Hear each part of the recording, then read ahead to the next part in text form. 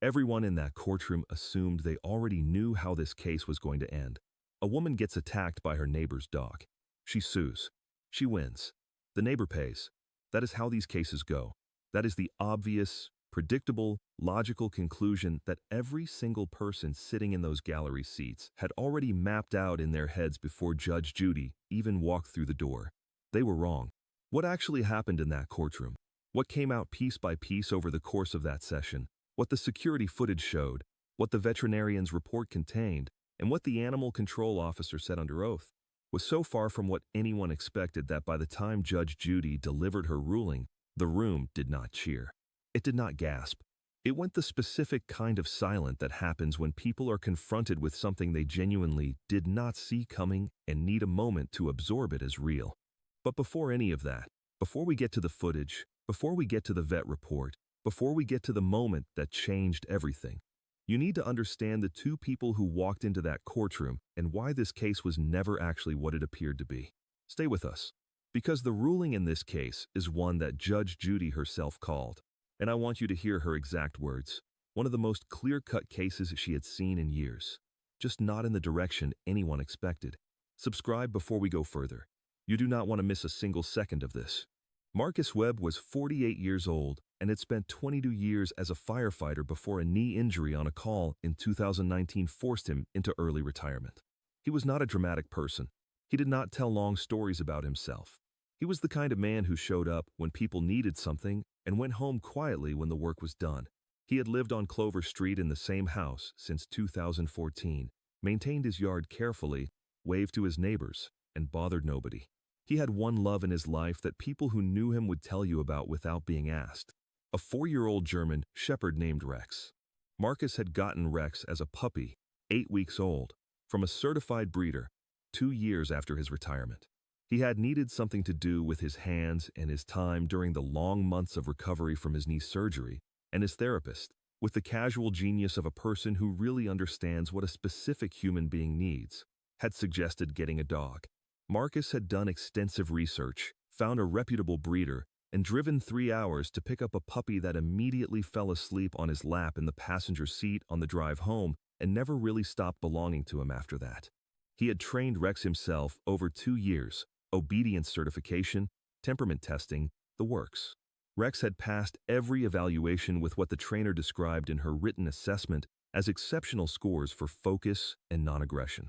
At age 3, Rex had been certified as a therapy dog by a national organization and had been visiting the pediatric ward at Clearwater Children's Hospital every other Saturday for 14 months.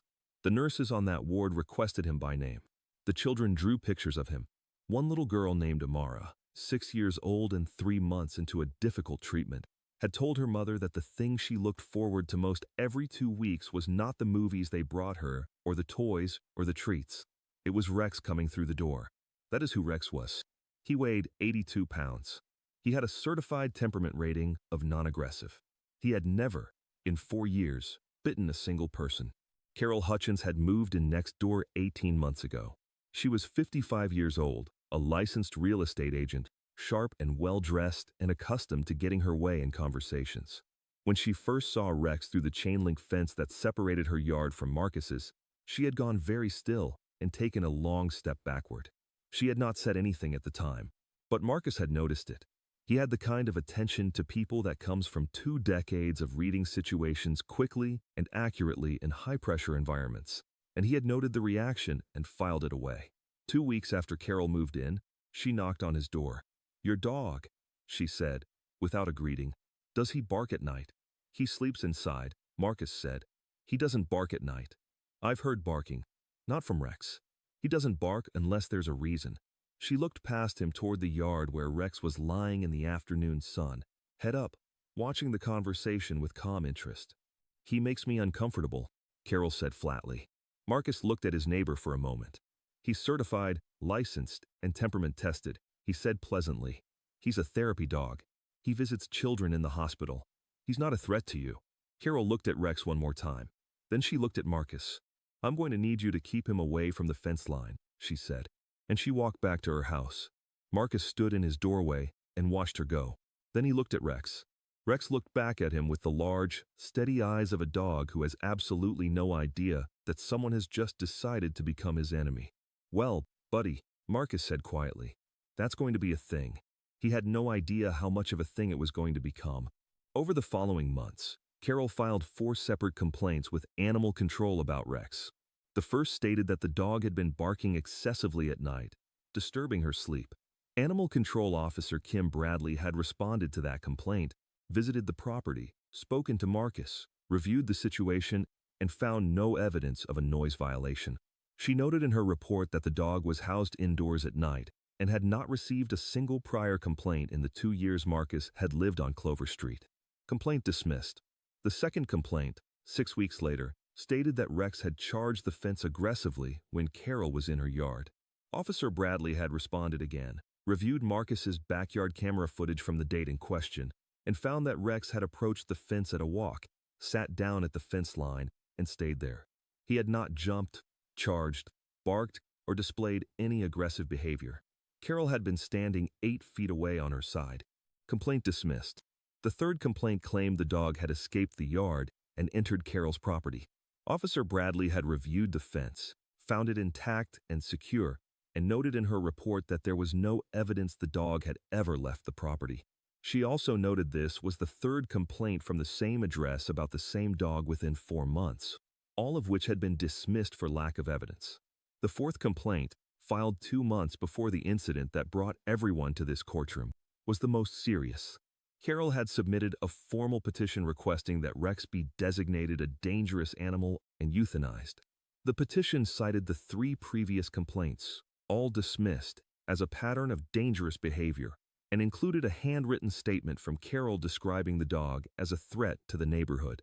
Officer Bradley had reviewed the petition thoroughly, cross-referenced every prior complaint, consulted with the senior animal control supervisor, and formally denied it. Her denial letter stated in plain language, based on all available evidence, including camera footage, prior inspection reports, and the animal's certified temperament rating and therapy dog status, there is no basis for a dangerous animal designation. This office considers this matter closed. Carol had received that letter on a Thursday.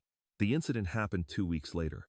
On a Wednesday evening, Marcus had been inside watching television when Rex, who had been in the backyard, started barking. Not the low, routine bark of a dog who has noticed a squirrel. Something more urgent than that. The specific sound that Marcus, after 4 years of living with this dog, had learned to take seriously. He went to the back door and looked out. Rex was near the back fence, standing at alert, barking at something in the corner of the yard near the gate. Marcus opened the door and called him. Rex came inside immediately. Marcus went back to his television. But before he went to bed, he did something he had started doing 3 months earlier after noticing that Rex had been losing weight and showing signs of gastrointestinal distress that the vet had not yet been able to fully explain. He checked his backyard security camera footage. The camera covered the full yard and both gate access points. It ran continuously and time-stamped every frame. At 10:47 p.m., the footage showed Carol Hutchins opening the side gate of Marcus's fenced backyard, entering the property, and walking toward the corner near the fence. She was carrying something in her left hand. Rex had appeared at the back door, which Marcus had left ajar for ventilation, detected her presence immediately, and run toward her. Not charging, running, the way a dog runs toward an intruder in its own territory. He had knocked her down near the fence. She had scrambled up and left through the gate, moving quickly. She had been in his yard for 48 seconds. He watched the footage 3 times. Then he saved it to 2 separate external drives and called his sister Denise, who arrived within the hour and sat across from him at his kitchen table while he played it for her on his laptop. "Marcus," Denise said, "you need a lawyer." "I know," he said. "Tonight." "I know," he said again. 3 days after the incident, Carol filed a lawsuit against Marcus Webb claiming that his dog had violently attacked her, causing significant physical injuries, emotional trauma, and medical expenses totaling $18,000. The filing described Rex as a dangerous and aggressive animal and requested that Marcus be held liable for the full amount. The lawsuit was the 5th formal action Carol had taken against Marcus and his dog in 14 months. It was the only one that made it to a courtroom. But here is the thing that Marcus and his sister and his attorney knew, sitting on their side of this case. that Carol did not know they knew. Rex's health problems had started 3 months before the incident. He had been losing weight despite eating normally. He had episodes of vomiting and lethargy that came and went in irregular patterns. Marcus had taken him to Dr. Sharon Mills at Clearwater Veterinary Clinic twice in that 3-month period, and both times Dr. Mills had run blood work and noted that the results showed a pattern she wanted to monitor but could not yet definitively explain. After the incident with the footage, after Marcus saw Carol entering his yard carrying something in her hand, he had taken Rex back to Dr. Mills the very next day and asked her to run a full toxicology screen. Dr. Mills's report, completed 5 days later, found traces of ethylene glycol compounds consistent with repeated low-dose exposure over an extended period of time. Ethylene glycol is the primary component of antifreeze. In the amounts found in Rex's system, it was consistent with deliberate, sustained, small-dose poisoning, not enough to kill quickly, but enough to cause the gradual weight loss, gastrointestinal distress, and intermittent lethargy that Rex had been experiencing for months. Marcus had sat in Dr. Mills's office and read that report twice. Dr. Mills had sat across from him and said nothing while he read it. When he looked up, she said, "Marcus, I have to report this to animal control, and I think you need to take this information to the court." He had nodded. "I already have the footage," he said. She looked at him carefully. "Then you have everything." Now the courtroom. Carol Hutchins arrived with her attorney, a confident and polished man named Victor Hale, who had handled several animal liability cases and carried the easy, relaxed bearing of someone who considers this type of case straightforward. Carol herself was dressed in a dark blazer and had her hair styled precisely. She walked with the practiced composure of a woman who has spent her career presenting properties to clients, always in control of the environment, always managing the impression she created. She took her position at the plaintiff's podium and surveyed the room with an expression that communicated complete confidence in the outcome. She did not notice the manila folder on Marcus's side of the table. She did not notice the USB drive sitting beside it. And she did not notice, in the gallery behind the defense side, a uniformed animal control officer named Kim Bradley, who had brought her full case file and was watching the proceedings with the neutral, attentive expression of someone who has been waiting for a long time to say something on the record. Marcus Webb arrived quietly. He wore a clean button-down shirt and dark slacks. He had no portfolio, no briefcase, no performance of confidence. He sat at the defendant's podium with his hands folded and his expression calm in the specific, settled way of a man who knows exactly what is in that manila folder and has been waiting patiently for the moment to open it. Judge Judy entered. The room reorganized itself the way it always did when she came in, that immediate, instinctive shift in attention and posture that happens when someone enters a space who is completely, unambiguously in charge of it. She sat. She opened the file. She read it with focused, complete attention. Then she looked up. She looked at Carol first, then at Marcus.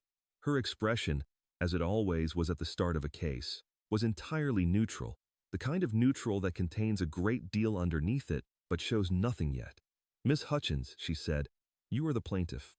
You are suing your neighbor for injuries sustained in a dog attack. That is your claim." "Yes, Your Honor." "The damages you are seeking?" $18,000, Your Honor, for medical expenses, ongoing emotional distress, and related costs. "And the defendant is your neighbor, Mr. Webb, the dog's owner." "Yes, Your Honor." Judge Judy turned to the other side. "Mr. Webb, you deny liability for this incident?" "Yes, Your Honor.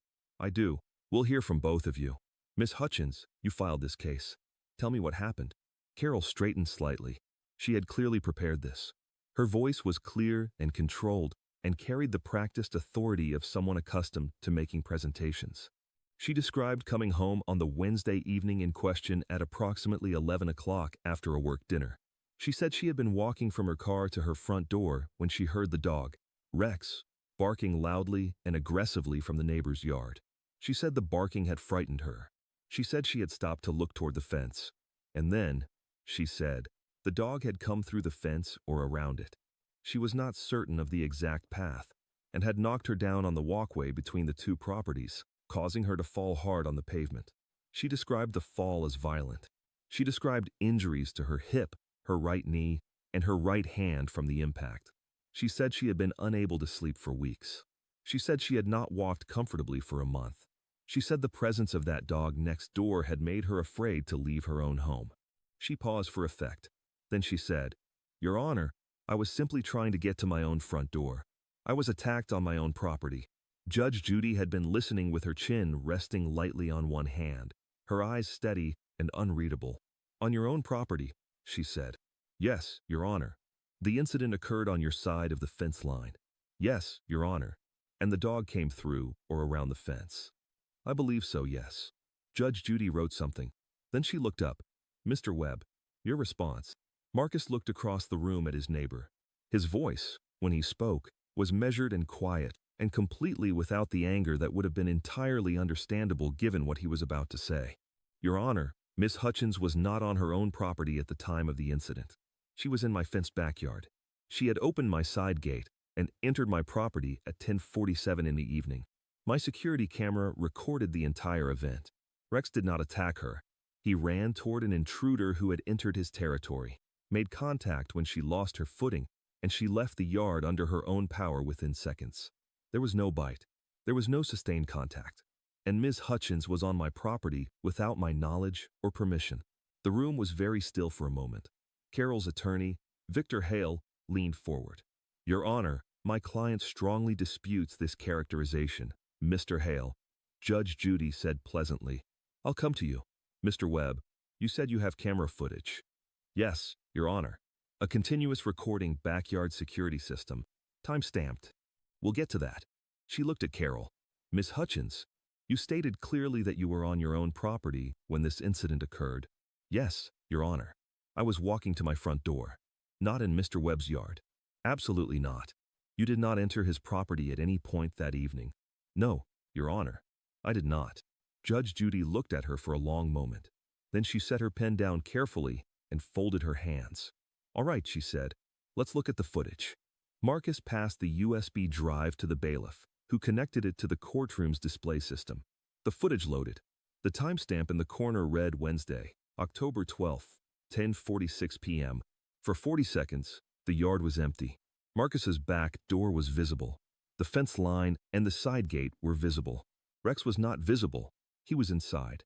At 10 hours 47 minutes and 14 seconds, the side gate opened. Carol Hutchins walked into the frame. Her dark blazer was clearly visible. Her face was visible. She was carrying something in her left hand, a small container of some kind. She walked 3 steps into the yard toward the far corner near the fence. At 10 hours 47 minutes and 31 seconds, the back door opened and Rex came through it at speed, moving toward the intruder with his full attention focused and his bark loud and urgent. At 10 hours 47 minutes and 38 seconds, Rex reached Carol near the fence line. He made contact. His front paws hit her shoulder and upper chest as he rose to full height, the way a large excited or alarmed dog does when it reaches a person at close range. Carol fell backward. She was down for approximately 4 seconds. She got up under her own power, moved to the gate, exited the yard, and latched it behind her. From entry to exit, 48 seconds. At no point did Rex bite. At no point did he continue pursuing her after she reached the gate. The moment she was out of the yard, he turned and walked back toward the house. The footage ended. Judge Judy had watched every second of it without expression. The room had watched it in complete silence. She looked at Carol. "Miss Hutchins." Carol was looking at her own attorney. Some of the controlled composure had shifted, not collapsed, rearranged into something more careful and calculating. "That appears to be you entering Mr. Webb's yard," Judge Judy said. Victor Hale started to speak. "Your Honor, the footage does not definitively establish." "Mr. Hale, I can see what I can see. The woman in that footage is wearing the same blazer your client is wearing in this courtroom right now." She turned back to Carol. "Miss Hutchins, I am going to ask you one more time. Were you on Mr. Webb's property on the evening of October 12th? The silence had a particular quality to it. The tight, pressurized silence of a room full of people watching someone decide in real time whether to maintain a lie that has just been disproved on a screen in front of everyone. "I may have. I was looking for my cat," Carol said finally. Her voice had changed. Tighter. "My cat had gotten out, and I thought I saw it near his fence. I was barely inside the gate." "Your cat," Judge Judy said. "Yes. At 10:47 at night. I was worried about her. And you entered a fenced property belonging to someone else, after dark, without knocking on the door or calling out to alert the owner to look for your cat. I didn't think it would, Miss Hutchins. Judge Judy's voice was level, completely controlled. You just told me, under oath, that you were walking to your own front door and were attacked on your own property. That was your testimony. That is the claim in your lawsuit. And you have now, when shown video evidence to the contrary, changed your account to say you were looking for your cat inside your neighbor's fenced backyard at nearly 11 o'clock at night. She paused.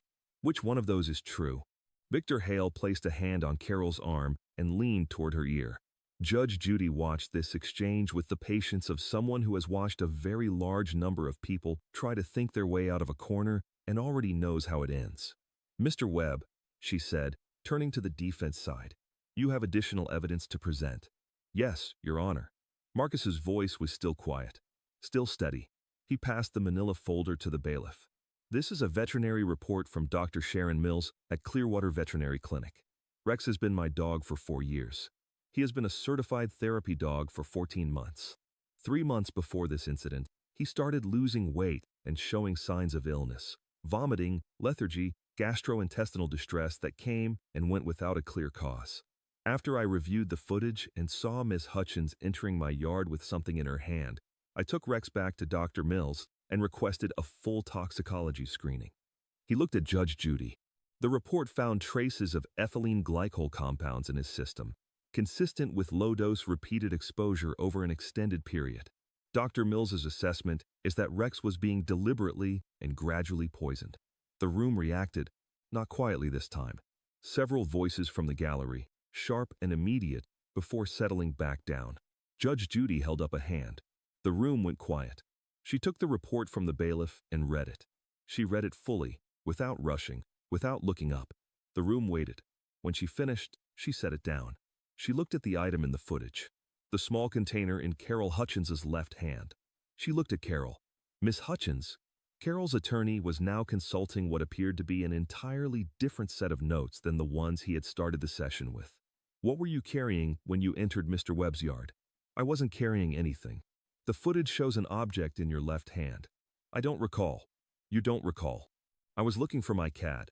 I may have had a flashlight, Judge Judy said, small enough to fit in one hand, carried into a neighbor's backyard after 10 o'clock at night, while your neighbor's dog, who has been experiencing symptoms consistent with poisoning for 3 months, was inside the house.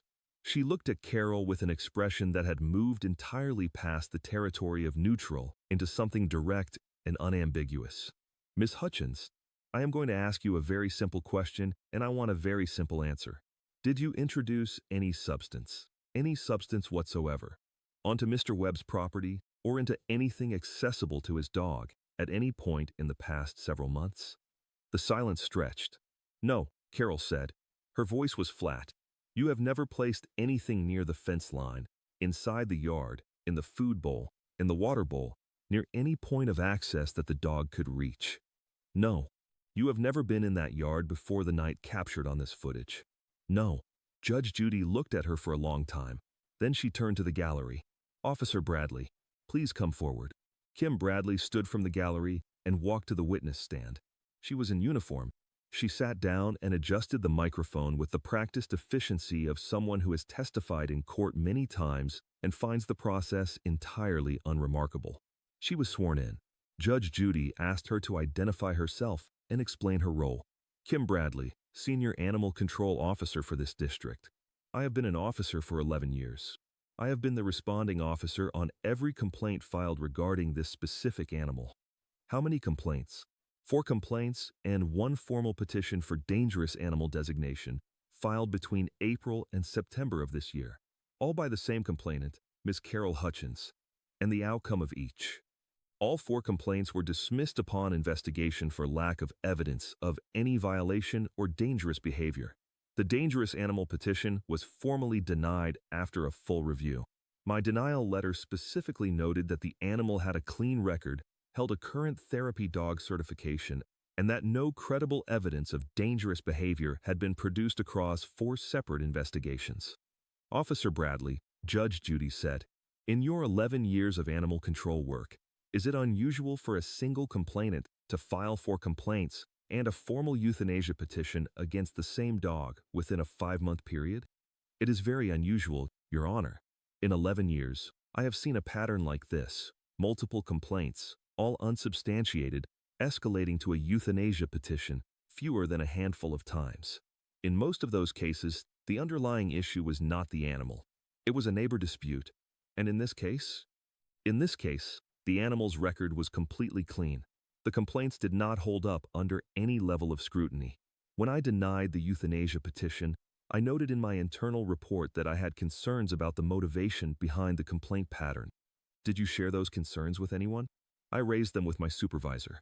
We agreed that if further complaints came in, we would escalate the review. Judge Judy nodded. She looked down at the veterinary report again. She looked at the frozen frame of the security footage still visible on the display screen. Carol Hutchins standing inside Marcus Webb's fenced yard at 10:47 p.m. with an object in her left hand. Then she looked at Marcus. Mr. Webb, your dog visits children in the hospital. Yes, Your Honor. Every other Saturday. Clearwater Children's Pediatric Ward. We've been going for 14 months. And during the 3 months he has been ill, the weight loss, the symptoms Dr. Mills documented, has he been able to continue those visits? Marcus paused for a moment. When he spoke, his voice was still controlled, but something in it was different. Not anger, something closer to grief. We had to stop in September, he said. He wasn't well enough. The nurses know him. The kids know him. There's a little girl there, Amara, 6 years old. She looks forward to his visits more than almost anything. We had to tell them we couldn't come. We didn't know when we'd be back. He stopped. I didn't know what was wrong with him. I was taking him to the vet every few weeks trying to figure it out. I was scared I was going to lose him, and I didn't understand why he was getting sick. The gallery was completely quiet. He's doing better now, Marcus said, since we identified what was happening and got him treated. He's been improving for the last 3 weeks. Dr. Mills thinks with continued treatment, he'll make a full recovery. Judge Judy looked at him for a moment. Then she looked at Carol. Carol was staring at the table in front of her. Her attorney had stopped taking notes. He had his hands flat on the table and was looking at a fixed point somewhere above the judge's bench with the expression of a man who has realized, with complete clarity, that he has been presented with a case built on a foundation that no longer exists. Miss Hutchins, Judge Judy said. Carol looked up. I want you to understand something about the position you are currently in. You came into this courtroom today as the plaintiff, claiming damages from a dog attack on your own property. The footage has shown you were on the defendant's property. Your own description of the event has changed twice since you testified. The veterinary report documents that the dog you are suing about has been showing signs consistent with poisoning for months. You were filmed entering his yard after dark, carrying an unidentified object. She paused. You are sitting at the wrong podium. Victor Hale shifted in his seat. Your Honor, I would request a brief recess to. You'll get your opportunity to speak, Mr. Hale. Judge Judy did not look at him. She kept her eyes on Carol. Miss Hutchins, why did you want this dog gone? The question was simple, direct, almost conversational. Carol looked at her attorney. He gave her a very small, very controlled shake of his head. Carol looked back at Judge Judy. Something happened in her face, not a breakdown, not tears, nothing so honest as either of those. More like a slow recalibration, the expression of a person who has been caught mid-performance and is deciding how much of the performance to let go. He barked, she said finally. He barked all the time. And I'm trying to sell my house. I have been trying to sell it for 8 months. Every time a buyer came to view the property, the dog would be in the yard and the buyers would see it, and some of them were nervous around large dogs. I lost 2 potential offers. My agent told me the dog was a factor. She stopped. Her voice had dropped. I just wanted to sell my house. The gallery was so quiet it was almost uncomfortable. You wanted to sell your house, Judge Judy said. Yes. So you tried to have the dog designated as dangerous. For complaints. A euthanasia petition. All denied. Carol said nothing. And when that didn't work, you went into his yard at night. Still nothing. With something in your hand. The silence had a different weight to it now. Not dramatic. Not explosive. Just the heavy, flat weight of a truth that has been made completely, unavoidably visible. Judge Judy looked at her for a long time. When she spoke, her voice was not raised. It was very, very clear. Let me tell you what I see, Miss Hutchins. I see a woman who decided that her neighbor's legally owned, properly licensed, certified therapy dog was an inconvenience to her real estate plans. I see a woman who spent 5 months trying to remove that dog through official channels and failed every time because the animal had done nothing wrong. I see a woman who then took matters into her own hands in the worst possible way. And I see a woman who walked into this courtroom today and tried to use the legal system.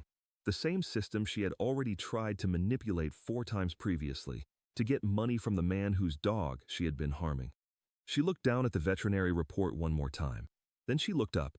Rex visited sick children in a hospital every other Saturday for over a year. He had to stop because he was getting sick and nobody knew why. A little girl named Amara was waiting for him to come back. Judge Judy's voice was level, but something behind it was not. I want you to think about that. The ruling came with the clear, decisive energy of someone who has seen enough and knows exactly where the line is. Judgment for the defendant. Marcus Webb was found to bear zero liability for the incident of October 12th. Carol Hutchins had entered his property without permission. The dog had responded to a trespasser in his own territory. No bite had occurred. The medical claim of $18,000 was dismissed in its entirety. Carol Hutchins was ordered to pay Marcus Webb's legal fees and court costs, a total of $3,400. The veterinary report documenting ethylene glycol exposure consistent with deliberate poisoning, combined with the security footage of Carol Hutchins entering the property with an unidentified object, was referred to the district attorney's office for review of potential animal cruelty charges. Judge Judy noted, for the record, that what the evidence suggested, if borne out by further investigation, was not a neighbor dispute or a property concern, but a sustained, calculated act of cruelty against an animal that had done nothing except exist next door. Rex was formally declared a safe, non-dangerous animal. His therapy dog certification remained valid. There would be no further grounds for any dangerous animal petition. And then Judge Judy looked at Marcus one final time. Mr. Webb, when does Rex go back to the hospital? Marcus had been sitting very still through the entire ruling. He looked up when she asked. Dr. Mills says another 2 weeks, and he should be ready, he said. He's getting stronger. Good, Judge Judy said. Tell Amara that Rex is on his way. The gavel came down. For a moment the room simply sat with what had happened. The case that had walked in looking completely straightforward, dog attacks woman, woman sues, woman wins, had ended in the exact opposite direction, for reasons that nobody except Marcus Webb and his attorney had seen coming. Carol Hutchins and Victor Hale gathered their files in silence. Carol did not look at Marcus as she left. She moved quickly, her composure reconstructed into something tighter and more compressed than it had been when she walked in. The kind of composure that is not confidence, but it's careful imitation. Victor Hale, to his credit, said nothing either. He had been handed a case built on a story that had not survived contact with a security camera and a veterinary report, and he knew it. In the gallery, Officer Kim Bradley closed her case file, stood, and looked across the room at Marcus for just a moment. She gave him a single, small nod. Not congratulatory, just the nod of one professional to another who had done everything correctly and waited patiently for the process to work. Then she walked out. Marcus sat at the defendant's table for a long moment after the room had mostly cleared. His sister Denise appeared beside him from the gallery and put her hand on his shoulder. You okay? She said. He looked at the table. Then he looked up. I want to take Rex to see Amara this weekend, he said. I don't want to wait 2 more weeks. Call Dr. Mills, Denise said. I will. He stood, picked up his folder, and walked out of the courtroom that had just done the only thing he had wanted it to do. Put the truth on the record, in permanent, documented form, so that nobody could take it back or make it disappear. 2 weeks later, on a Saturday morning in November, Marcus Webb and Rex walked through the doors of the pediatric ward at Clearwater Children's Hospital. The nurses at the station looked up when they came in. One of them, a woman named Paula who had worked that ward for 16 years, said later that she had to take a breath when she saw them walking down the corridor because she had not been sure they were coming back. Rex was thinner than he had been. His gait was not yet fully what it had been before the illness. But when the door to Amara's room opened and she looked up from her bed and saw who was standing in the doorway, she made a sound that had nothing in it except pure, uncomplicated joy. Rex, He went to her the way he had always gone to her, carefully, attentively, with his full and complete focus on the small person in front of him. He laid his head on the edge of her bed, and she buried both hands in his fur, and her mother, standing in the corner of the room, pressed her hand over her mouth and said nothing. Marcus stood at the door and watched, and said nothing either. That is the story that ended in Judge Judy's courtroom. A man who asked nothing of anyone except to be left alone with his dog. A dog who had never hurt anyone and had spent a year and a half visiting sick children in a hospital. And a ruling that shocked an entire room of people who assumed they already knew the ending. Because sometimes the ending is not what you expect. Sometimes the person who walked in as the plaintiff walks out as the subject of a criminal referral. Sometimes the person who was silent and steady and simply let the evidence speak is the one who walks out with everything confirmed and restored. And sometimes the only thing that leaves Judge Judy without a single word to add, the only thing that genuinely stops her, is not rage, not drama, not outrage. It is the image of a retired firefighter and his certified therapy dog walking back through the doors of a children's hospital on a Saturday morning. After everything, still showing up. If this story made you feel something, if it made you angry about what Carol did, or relieved about how it ended, or just glad that Rex is okay, drop a comment and tell us. Share this with someone who loves animals and loves justice in equal measure. Subscribe if you haven't. We find the cases that matter and we tell them the way they deserve to be told. Every single week. We will see you in the next one.